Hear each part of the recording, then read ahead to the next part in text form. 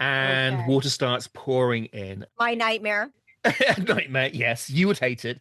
They Hmm. get into their hard diving suits. Hard. Well, as opposed to scuba suits. So we were talking about the abyss a couple of episodes ago, and Uh-huh. there they get into regular scuba suits, even though they're several kilometers underwater, and of course they'd be crushed. So Okay. in this, they actually have like a hard diving suit, kind of like the old-fashioned deep sea divers with the brass helmets. Okay, I don't see how that's not going to be crushed. We get some rum and beer expensive, put in a reindeer, so you know we're gonna party till tomorrow. Hello and welcome back, Marine Conservation Happy Hour crew. This is Dr. Scarlett Smash, and I'm here with Dr. Craken, and we're going to talk all about movies. We're back on the movies. But you know what, Kraken? I had no idea about this movie that we're going to talk about. And Kristen Stewart, I wasn't a fan of her at first. She's pretty insipid in all the Twilight movies. Okay, It's yeah, like that's what I'm saying. angsty. Yeah. And with the mouth always open, kind of like, oh, do I want him? Do I not want him? Really, I don't know. But I will say now I like her.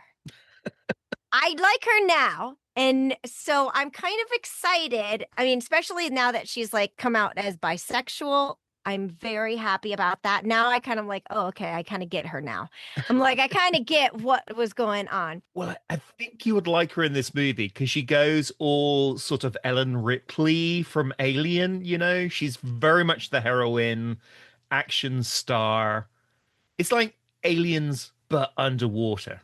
Okay, that is so fun. But before we jump into that, I have a really weird fact about her. Her dog's name is Bear and Bernie.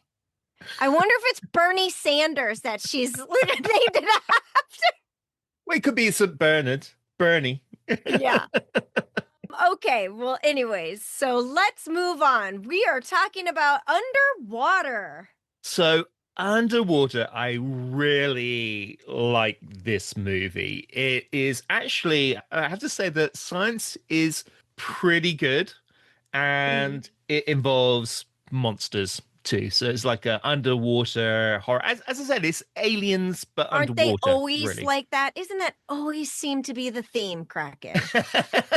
Yeah, I guess so. I guess I have a type of movie I like going for. So the setting is that at the bottom of the Mariana Trench, there's a mining platform and there's a disastrous earthquake. So we've mentioned before, bottom of the Mariana Trench is 6.75 miles deep. If you put Mount Everest in the Mariana Trench, there'd still be about another 2 kilometers of water above it. And at the moment, the Mariana Trench area is a marine protected area. But as we have seen with a lot of what's been going on at the moment, it doesn't matter if something's protected. They are still doing activities in there. And this being the future, maybe in the future, some horrible mining company decides to drill and mine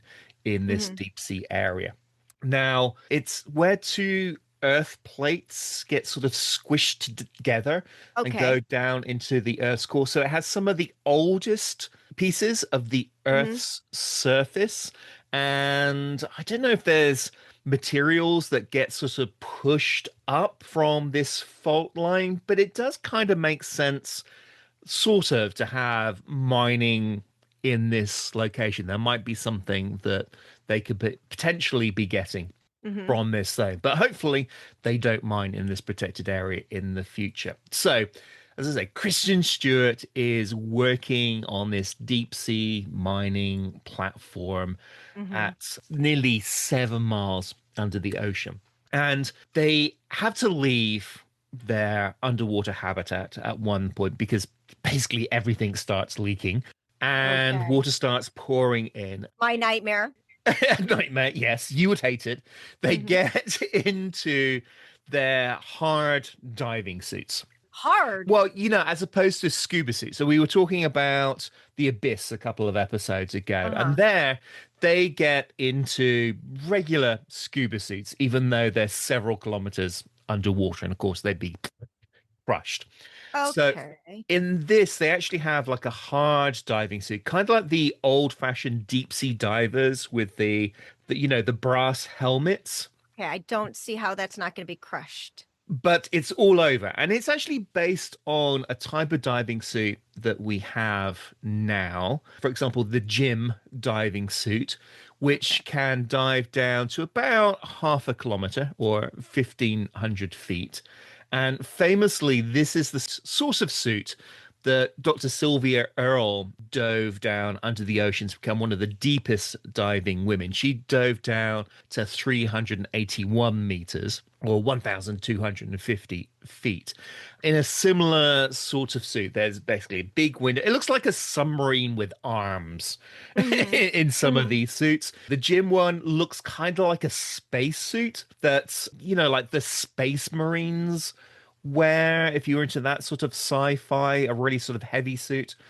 There is a suit called the ADS 2000, which in 2006 dove down to 2,000 feet, which is 610 meters. And it looks very, very similar to these suits that they're wearing in the movie. But still, this is no more than a kilometer, 2/3 of a kilometer. And what they're diving down to in the movie is 34,000 feet, which is 10.3 kilometers. Okay, their helmet is definitely going to go kapatooey.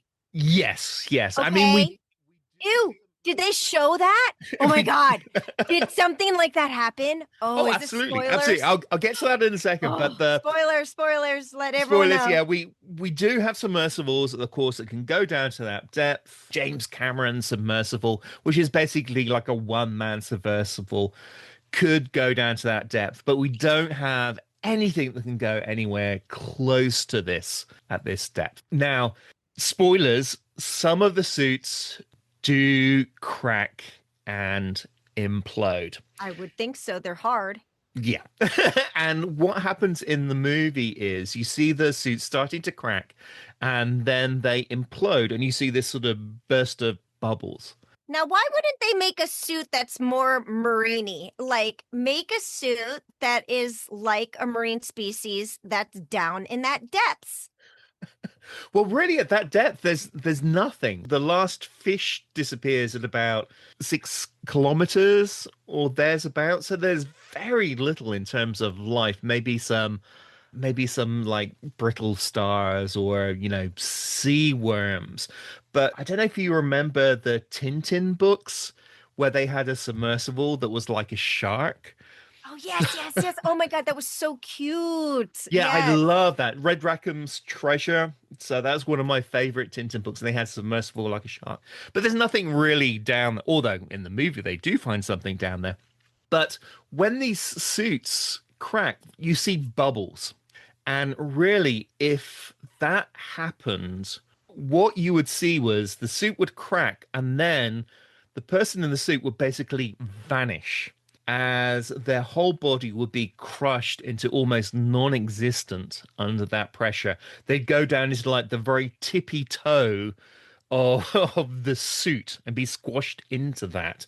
There'd certainly be no bubbles under this massive pressure. They basically just vanish and parts of the suit would probably remain there, but there wouldn't be any body parts or anything like that. That would just become so compressed. So that is something that is technically incorrect in this movie. But otherwise, the sort of science of this is what one of these deep sea suits could potentially look like certainly looks like some of the suits that they have for shallower deep dives down to, as I said, about 2/3 of a kilometer. But you'd need to have something a bit more substantial if you were diving at that incredible depth.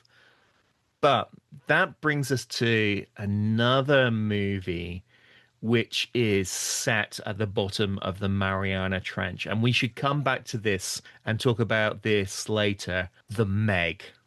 The Meg. The Meg, about Megalodon, the biggest shark in the world. There's 2 movies, and there's so much wrong scientifically in this. It's absolutely incredible. Okay, and we're going to talk about that on the next episode, but what you just left me hanging. There must be some massive creature in this movie underwater. Well, I don't want to give you spoilers, but there are a bunch of creatures. So there's all these sort of smaller creatures that start chasing around all the divers as they go from part of the habitat to another part of the habitat. Okay. And then right at the very end, there's a big reveal. So are they a community fighting against the humans invading? Kind of, yeah. I mean, the implication is that the mining has produced some sort of underwater noise, sound that has woken up this deep sea creature that lives in the Mariana Trench and all of its underwater minions. And they basically start attacking this mining station. And the big boss reveal at the end is pretty cool for us nerds who are into monsters. I don't want to give you any more spoilers, but you have to watch to the very end to get the big bad and who's behind it all. But I thought it was absolutely fabulous. But as I said, in this movie, they get quite a lot right.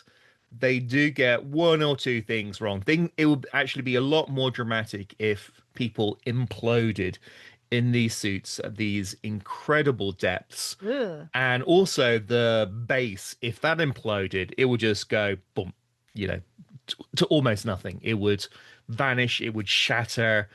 It would be a lot more dramatic than you actually see in the movie. But there's another movie, as I said, Meg and Meg 2. At the bottom of the Mariana Trench, they have a similar underwater base in Meg 2.